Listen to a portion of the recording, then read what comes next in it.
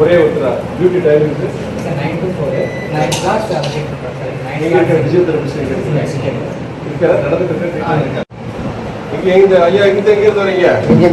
சிங்கப்பட்டியா? லிங்கம்பட்டி இருந்து வரீங்களா? என்ன பிரச்சனை உங்களுக்கு? எத்தனை வருஷமா இருக்குது? 2 வருஷமா இருக்கு.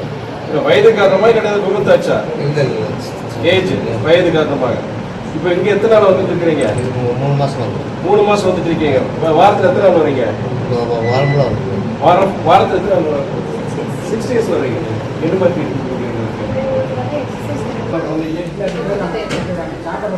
வந்து தொற்று வந்து சின்ன குழந்தை ஹாஸ்பிட்டல் சின்ன குழந்தை கூப்பிட்டு வராதிங்க. வீட்டுல தாத்தா பாட்டி எல்லாம் கூப்பிட்டுவாங்க. ஹாஸ்பிட்டல் வந்து கட்டில தொற்று வந்துடாது. அவருக்கே தண்ணி வைக்கிறது பண்ணாதீங்க. நீங்க போயிருந்தோம் சீக்கிரம் எடுத்து வயது கொடுத்த மாத்திரை பாருங்க. குடிப்பதை வேண்டாம், குடிப்பழக்க வேண்டாம். நல்லா பார்க்குறாங்க. நீங்க எல்லாருக்கும் வசதியா இருக்கு. எங்களுக்கு வசதியா இருக்கு, பேஷண்ட்ஸ்க்கும் வசதியா இருக்கு. நல்லபடியா உங்களுக்கு எல்லாம் பார்த்துக்கிறாங்களா? பிரச்சனை இல்லையா? பிரச்சனை இல்லை. அதாவது பொதுக்குழுவை பொறுத்த வரைக்கும் தலைவரோ நானோ வந்து தனிப்பட்ட இதை சொல்ல முடியாது. ஆனா ஒரு மிகப்பெரிய ஒரு மன அழுத்தம், ஒரு வேதனை கட்சிக்காரங்க மத்தியில தமிழ்நாடு முழுக்க இருக்கு. இந்த சட்டமன்ற தேர்தலே பொறுத்த வரைக்கும் தலைமை ஒரு முடிவு எடுத்தாலுமே தலைமை முடிவுக்கு வந்து கட்டுப்படாம தலைமையோட எடுத்த முடிவு தவறுன்னு சொல்லிட்டு இணையத்திலையும் பல இதுலயும் அவங்களுடைய கருத்துக்களை பரிமாறினாங்க. மாவட்ட செயலாளர்கள் அதாவது தலைமைக்கு கட்டுப்பட்டு அவங்க சொல்லலையே தவிர தனிப்பட்ட முறையில என்ன என்கிட்டயே பல மாவட்ட செயலாளர் பல கட்சி நிர்வாகிகள் கொந்தளிச்சிருக்கிறாங்க, பேசியிருக்கிறாங்க. ஏன் என்னையே கூட விமர்சிச்சிருக்கிறாங்க. நான் உங்களைதாங்க நம்பிட்டு இருந்தோம், ஆனா நீங்களும் எங்களை கைவிட்டுட்டீங்கன்னு சொல்லிட்டு பல மதிமுக சேர்ந்த பல நிர்வாகிகள் சொல்லியிருக்கிறாங்க. பக்கத்துல இருக்கு இந்த மாவட்ட செயலாளர் அதில் ஒருத்தர். மறுமலர்ச்சி திமுக அதிமுக ஆட்சியும் பார்த்திருக்கு, திமுக ஆட்சியும் பார்த்திருக்கு. அதிமுகவோட மறுமலர்ச்சி திமுக கூட்டணி வச்சிருக்காங்க, திமுகவோட கூட்டணி வச்சிருக்காங்க. ஆனா இப்ப நடக்கிற இந்த ஆட்சியை பத்தி நீங்க வெளிப்படைத்தன்மையோட இந்த ஆட்சி இருக்குன்னு சொல்லி முதல்வர் விஜய் சொல்றாரு. அதை பத்தி நீங்க என்ன நினைக்கிறீங்க? அது கடந்த நான் யாரையோ ஒரு தனிப்பட்ட ஒரு கட்சியோ இதுல குறை சொல்ல விரும்பல. ஆனால் இது எனக்கு, உங்களுக்கு, தமிழ்நாட்டு மக்களுக்கு எல்லாருக்கும் தெரியும். ஆட்சிகள் மாறினாலும் காட்சிகள் மாறுவதில்லைங்கிறது வந்து ஒரு நிரந்தர இது மாதிரி ஆயிப்போச்சு. இன்னைக்கு ஜனதை பொறுத்த வரைக்கும் எனக்கு என்ன, ஜாதி மதங்களை கடந்து பண அரசியலை கடந்து சரி ஒரு மாற்றத்தை உருவாக்கணும்னு சொல்லி இந்த மாற்றத்தை உருவாக்கி இருக்கிறாங்க. அது என்னன்னா, ஐயா நாங்க கூட்டணி வச்சோம், அதிமுக கூட்டணி வச்சோம், திமுக கூட்டணி வச்சோம், ஐயா மூப்பனாரும் வச்சாரு. ஆனா நாங்க எல்லாரும் முதல்ல என்ன பண்ணோம், தனியா போட்டியை போடலாம்னு கட்சியை ஆரம்பிச்சு முதல்ல 3வது அணி தான் போட்டோம். அப்ப மார்க்சிஸ்ட் கட்சியோட நாங்க கூட்டணி வச்சு போனோம். ஆனா எங்களுக்கு மக்களுக்கு ஆதரவு கொடுக்கல. ஐயா மூப்பனார் அந்த முயற்சி எடுத்தாரு, அவருக்கு அந்த மக்களுக்கு ஆதரவு கொடுக்கல. ஏன்னா என்னன்னா அதுக்காண்டி வைகோ சரி மூப்பனாரைய குறைச்சு மதிப்பிட்டு இருக்காண்டி கிடையாது. இவங்க ஜெயிக்க மாட்டாங்க, நல்ல மனுஷங்க ஆனா இவங்க ஜெயிக்க மாட்டாங்கன்னு சொல்லிட்டு மக்கள் நல கூட்டணி ஏற்படுத்தோம். பொது உணவு இயக்கங்கள் விசிக்கு எல்லாம் வச்சு பண்ணோம். அப்பவுமே மக்கள் பொறுத்த வரைக்கும் நம்பிக்கை ஏற்படல.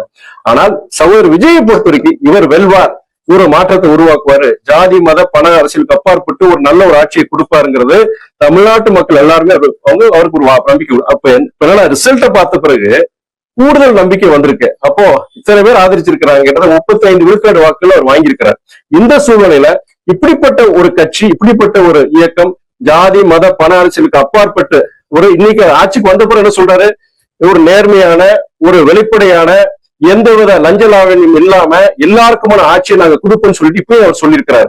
எனக்கு என்னன்னா இனியும் அவருக்கு வலு சேர்க்கிற மாதிரிதான் இன்னைக்கு அரசியல் சூழ்நிலை அமைங்கிறது என்னுடைய நம்பிக்கை. அது வர்றதுக்கு முன்னாடியே பத்திரிகை தோழர் இந்த கேள்வி வைப்பாங்கன்னு சொல்லிட்டுதான் நான் தயாரா வந்திருக்கிறேன். இங்க பக்கத்துல நிக்கிறவர் யாரு, கோவில்பட்டியுடைய நகர்மன்ற தலைவர்.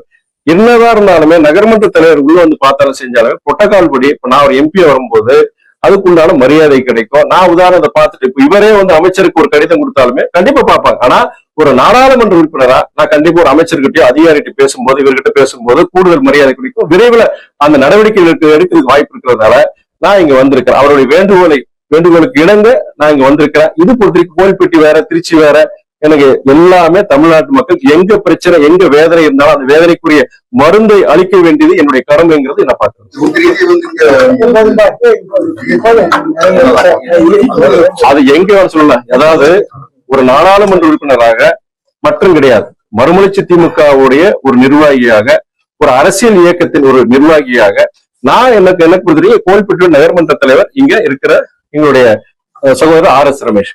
அவர் பொறுத்த வரைக்கும் நீண்ட காலமாக கிட்டத்தட்ட 5 வருடங்களுக்கு மேலாக இந்த மருத்துவமனை பத்தி இந்த குறைபாடுகள் இருக்கு.